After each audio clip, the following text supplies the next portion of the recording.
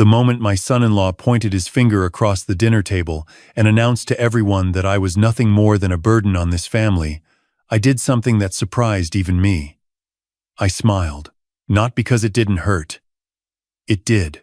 63 years of living teaches you that some wounds don't bleed where people can see them. I smiled because, for the first time in 2 years, I finally knew exactly what I was dealing with. "You know what, Derek?" I said, setting down my fork with the kind of calm that only comes from having nothing left to prove. "If you're the man of this family now, then the bill tonight is yours." The table went quiet. My daughter, Sandra, looked at her husband. Her husband looked at me.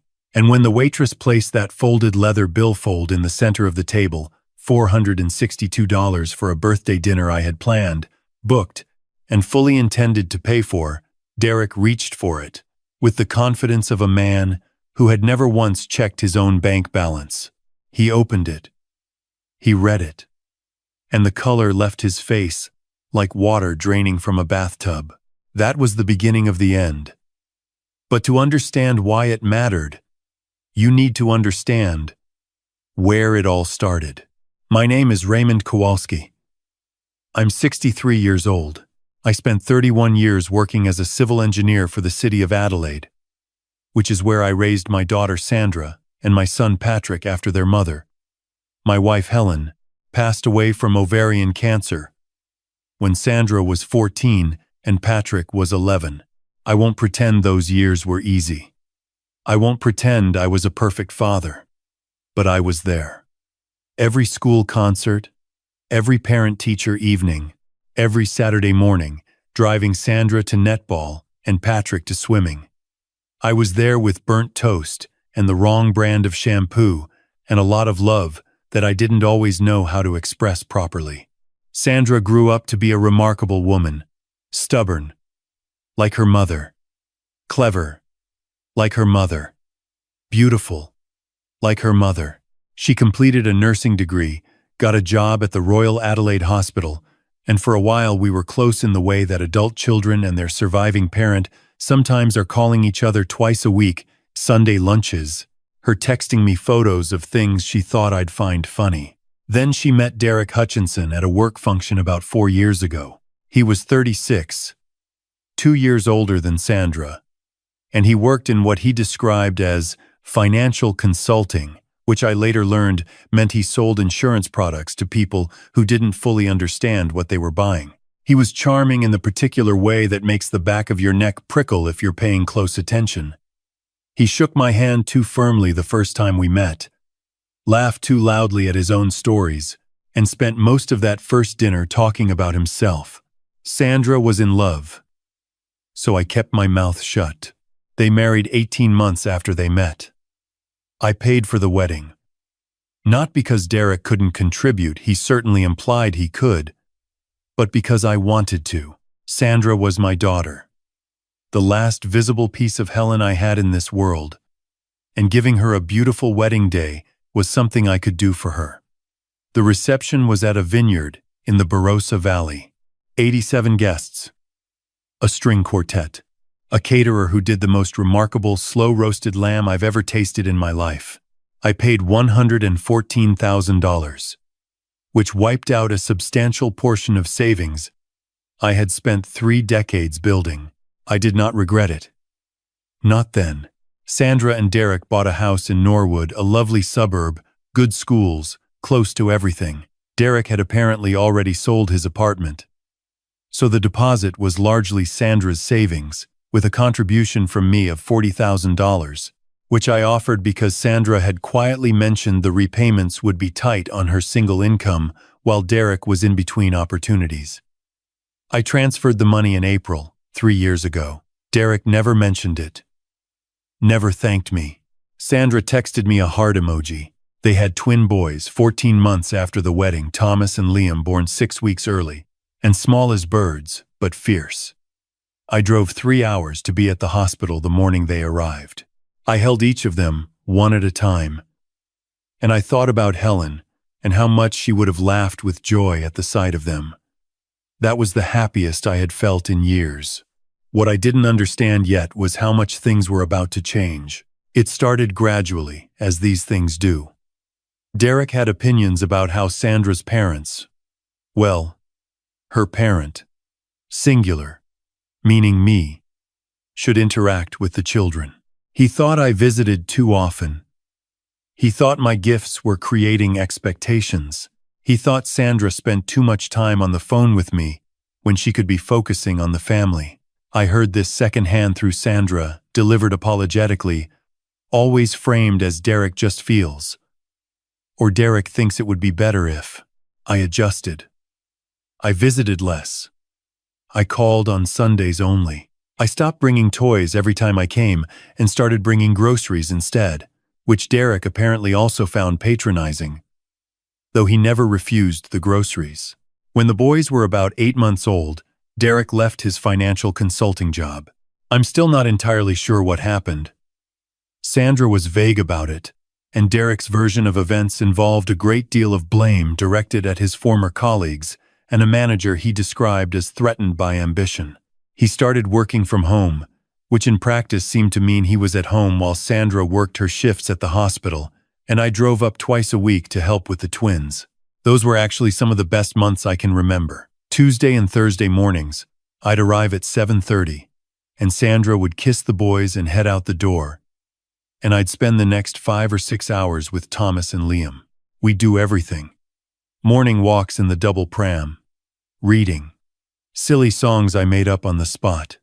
I taught them to clap, to wave, to laugh at the face I made when I pretended to sneeze. They called me Pop before they called Derek Dad. Derek, during these visits, was largely invisible.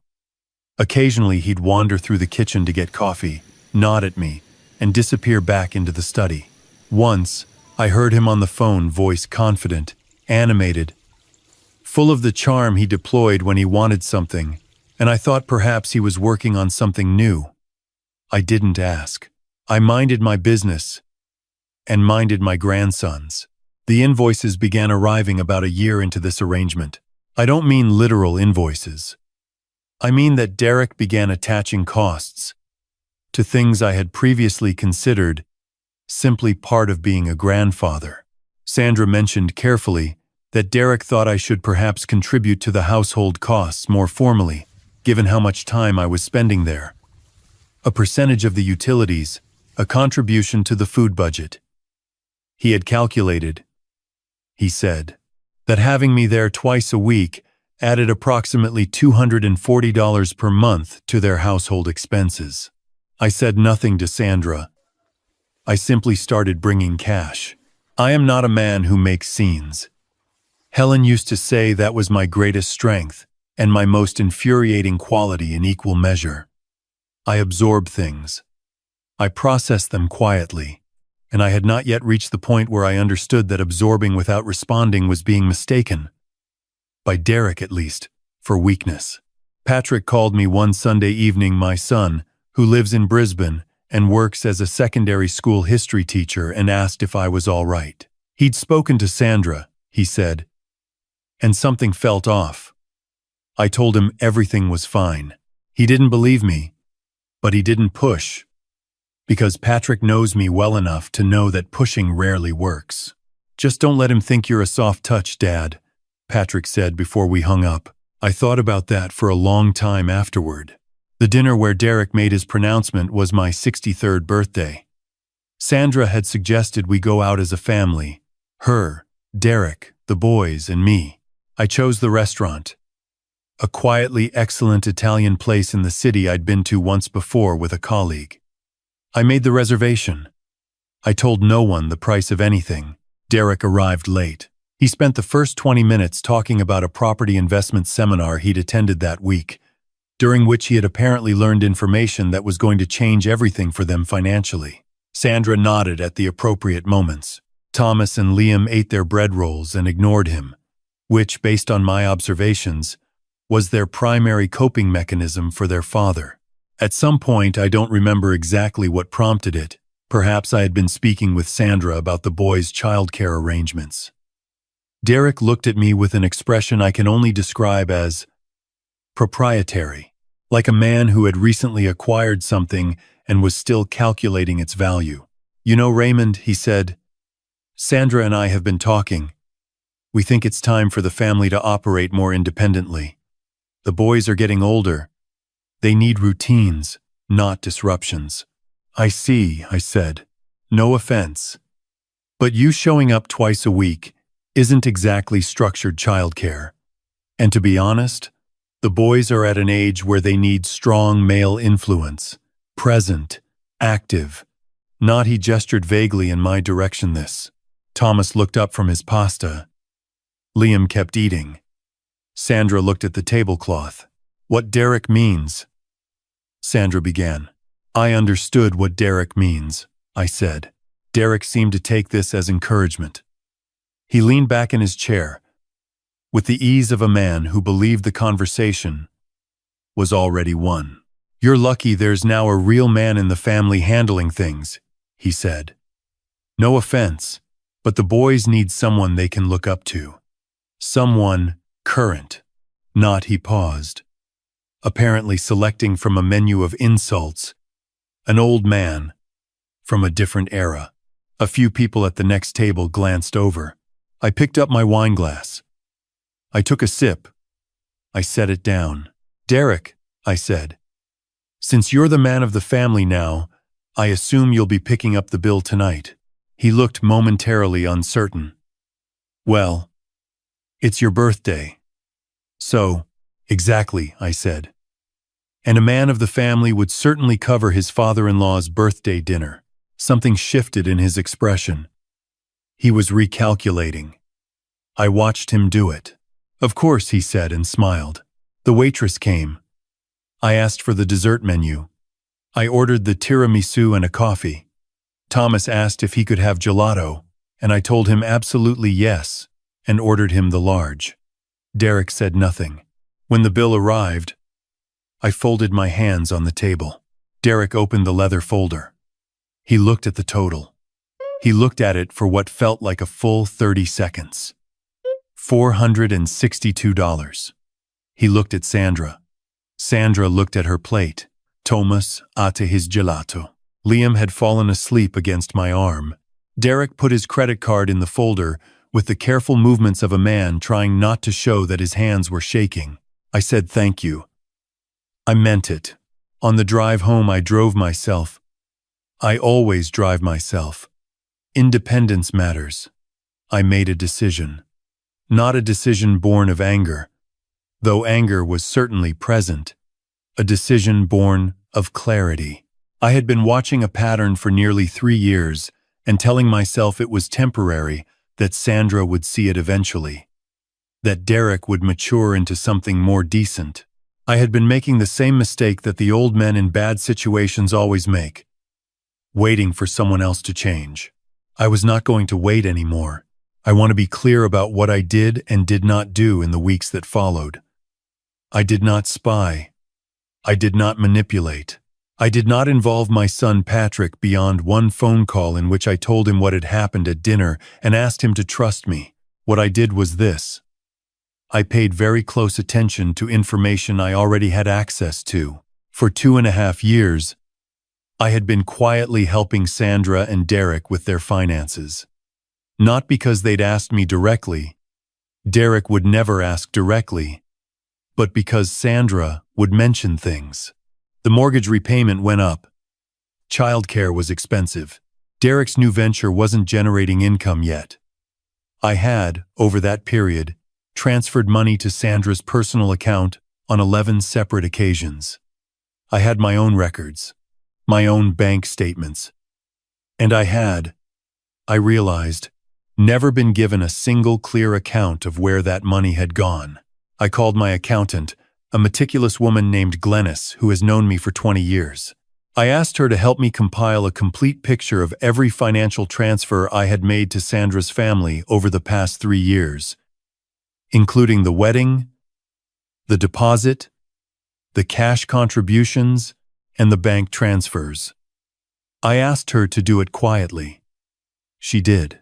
The number, when it appeared on the document Glenelg prepared, was $312,000. I sat with that number for an entire evening. $312,000 over 3 years. To a household in which I had been recently described as an irrelevant old man from a different era. Then Glenys, who has the instincts of a very careful detective dressed as an accountant, asked me something. She asked whether I had ever seen documentation of the property investment seminar Derek had been attending, whether I had any visibility on how the money Sandra received from me was being used. I told her I didn't. She suggested I might want to get some. Sandra, to her enormous credit, had never hidden anything from me intentionally. She was simply exhausted working full-time, raising 2 small boys, managing a household, and managing a husband who generated work rather than sharing it. When I called her one Tuesday and asked, very gently, whether she'd seen the bank statements lately, she was quiet for a moment. Derek handles the finances, she said. Does he? I said. Another pause. He says it's easier. He has a system. Sandra, I said, I'd like to show you something. Can you come for lunch on Thursday? Just you. No need to mention it to Derek. She came. She sat at my kitchen table in Glenelg, where I've lived for 11 years, and I showed her what Glenys had prepared. The total contributions, the dates, the amounts, and then I showed her what I had found when I'd done something I'd never done before. I'd called the real estate agency whose sign I'd seen in a photo Derek had posted on his Facebook page 3 months earlier, standing in front of a property in Semaphore with the caption "Building the Future." The property was a short-term holiday rental. It was registered not in Sandra and Derek's names jointly, but in the name of a company I had never heard of, with Derek listed as sole director. It had been purchased 13 months earlier for $480,000. The deposit had come from somewhere. Sandra went very still. I didn't say anything. I'd learned, in 31 years of marriage and 30 more years of life, that the most important thing you can do when someone is absorbing a devastating truth is simply stay still and let them absorb it. She asked to see the documents twice. She asked me if I was certain. I told her Glenys had verified everything. She put her hands flat on the table and looked at them for a long time. He told me that property was a client's, she said quietly. He said he was managing it. I know, I said. Dad. Her voice broke slightly on that one syllable. It's all right, I said. It's not all right. But you're going to be all right. The boys are going to be all right. She called a solicitor the following Monday. Not immediately, she needed a week, and I gave it to her without pressure. The solicitor, a no-nonsense woman in the city who specialized in family law, confirmed what Glenys had suspected. Derek had been siphoning money from the joint household account into the company account and had used a combination of Sandra's savings, her income, and the funds I had transferred to Sandra, which had been redirected without her knowledge, to fund a property portfolio that existed entirely outside their marriage. The legal proceedings were not quick. These things never are. But I will tell you the moments that mattered. The first was when Sandra's solicitor presented Derek's financial records in the mediation session, and Derek, having apparently believed until that moment that no one had connected the dots, looked across the table at me with an expression I recognized immediately. It was the same recalculation he'd done at the birthday dinner. Except this time, there was nowhere to put the card. The second was when the family court made its determination regarding the matrimonial assets. Because Derek had used marital funds to acquire assets he'd hidden, the court took a dim view. Sandra's settlement included the Norwood house, primary custody of Thomas and Liam, and a financial order that effectively required Derek to liquidate his company and repay the misappropriated funds. He appealed. The appeal failed. The third moment, the one I carry with me, was a Sunday morning, about 2 months after the final orders were made. Sandra brought the boys to my place in Glenelg. Thomas was 3.5 by then, Liam still 3 but getting there. They ran through my front door and straight to the backyard, where I'd set up a sprinkler because the day was warm, and I remembered that Thomas liked water. Sandra sat with me on the back step, and we watched her boys run through the sprinkler and shriek with the particular joy that children have before they learn that the world requires anything of them. "I owe you an apology," she said. "You don't," I said. "I let him talk to you like that. For years, I told myself it wasn't that bad, that he was stressed, that you didn't mind, because you never said anything. I thought about what to say. I chose honesty. I minded," I said. "But you're my daughter. The apology I needed was never really from you. It was from myself, for waiting so long to say something." She leaned her head on my shoulder, and we watched Liam try to catch the water with his hands, and Thomas attempt to drink from the sprinkler head with the total commitment of a boy who believes everything is possible. Patrick flew down from Brisbane a month later. We had a Sunday roast at my place. Sandra brought the boys. Patrick brought his partner May. Glenys came because she is family now in every way that counts. Derek was not present. Derek was dealing with the consequences of his own decisions, which is the appropriate place for people who make decisions like that. After dinner, Patrick helped me with the washing up, something he's done since he was 9 years old and tall enough to reach the sink, and he said, without looking up from the pot he was drying, "You know, Mum would have sorted him out in about a week." 3 days, I said. "She would have been polite about it, though." He laughed. It was the kind of laughter that has grief in it, but mostly joy. I think about what I would say to a man in the position I was in 3 years ago. Generous, patient, telling himself that keeping the peace was the same as keeping the family together. I would say this: the peace you are keeping is not peace. It is silence. And silence, when it protects the wrong person, does not preserve anything. It only delays the damage while adding interest. There are people in your life who will confuse your patience for permission, your generosity for weakness, your love for leverage. This is not a reflection of who you are. It is a reflection of who they are. And the moment you see it clearly, really clearly, without the fog of hope that maybe things will improve on their own, is the moment your real responsibility begins. Not the responsibility to be angry, not even the responsibility to confront, the responsibility to be honest, with yourself first, with the people you love second, with the situation as it actually is, not as you wish it were. Derek Hutchinson called me once, about 6 months after the final orders. I don't know what he wanted. I let it go to voicemail. He didn't leave a message. I wasn't surprised. Men who rely on charm in person rarely have anything useful to say when they have to say it alone, in writing, or to a machine. Thomas and Liam are doing well. Thomas has decided he wants to be a marine biologist because he saw a documentary about sharks and has declared them misunderstood, which I think shows considerable depth of character for a child his age. Liam is methodical and quiet, and watches everything before he acts, which reminds me, when I let myself notice it, of his grandmother. I still drive to Norwood twice a week. Sandra and I have Sunday lunch whenever we can manage it. Patrick calls every Thursday. I am 63 years old, and I have the family I was always meant to have, the one that chose to stay, and the one that I chose not to abandon, even when abandoning would have been easier and quieter and involved far less paperwork. That seems like enough.